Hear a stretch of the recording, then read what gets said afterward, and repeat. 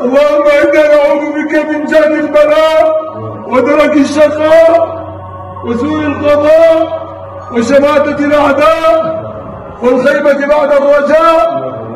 اللهم اغفر لنا الذنوب التي تنزل البلاء.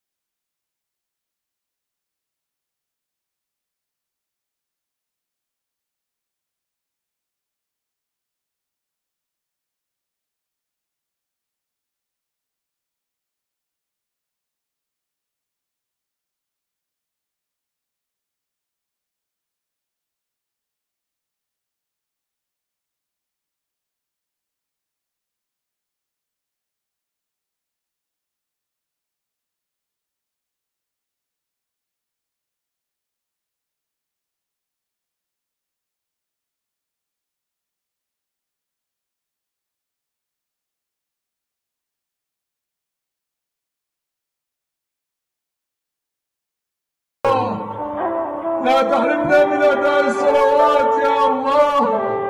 تبنا إليك يا الله، رجعنا إليك يا الله، ندمنا على ما فعلنا، عزمنا عزما أكيدا على أننا لا نعصي الله.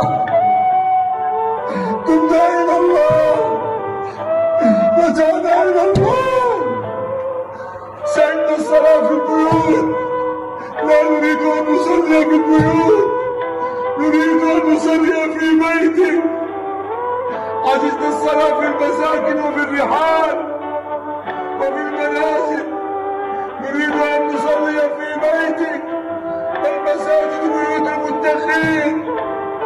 اللهم ارزقنا القناعة وحببنا في صلاة الجماعة وذكرنا بالموت كل ساعة يا الله.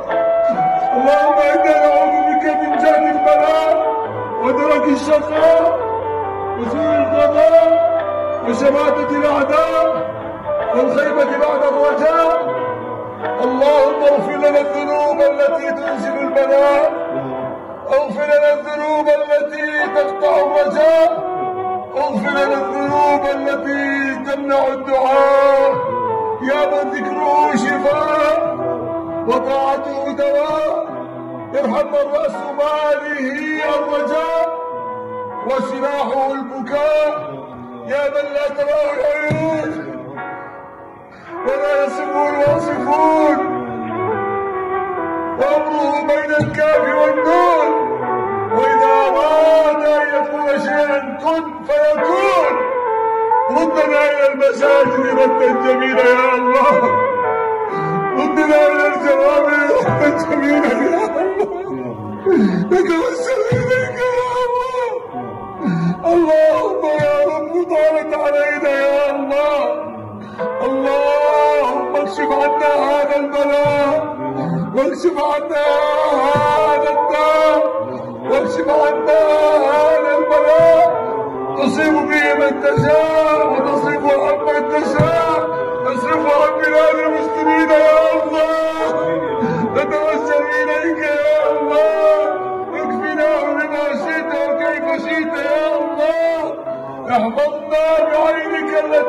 تنام، واكتفنا بركنك الذي لا يضام، وبنور وجهك الذي ولا أركان عرشك، أن تكفينا شر هذا الغباء وشر هذا الداء. يا لطيف الصنع يا من كلما ذهب الأمر جلا ما ذهب، يا غياث المستغيثين ويا ماضي الأمر إذا ما حكم، فرج الكرب الذي حل بنا، إنما الكرب علينا عظيما، واستجب لنا يا إلهي دعواتنا، أنت ربنا وأنت رحيم الرحماء. اللهم اصلح لنا بالنا وأحوالنا وشؤوننا كلها، واجعل لنا من كل هم فرجا ومن كل ضيق مخرجا، ونجنا مما قد نزل بنا يا أرحم الراحمين. يا محول الحول والأحوال، حول حالنا والمسلمين إلى أحسن حال، حول حالنا والمسلمين إلى أحسن حال. اللهم لك الحمد كله ولك الشكر كله، علانيته وسره، وإليه يرجع الأمر كله. يا من عليك العسير يسير، دبر لنا فإنا لا نحسن التدبير. يا رب عجز الطاقة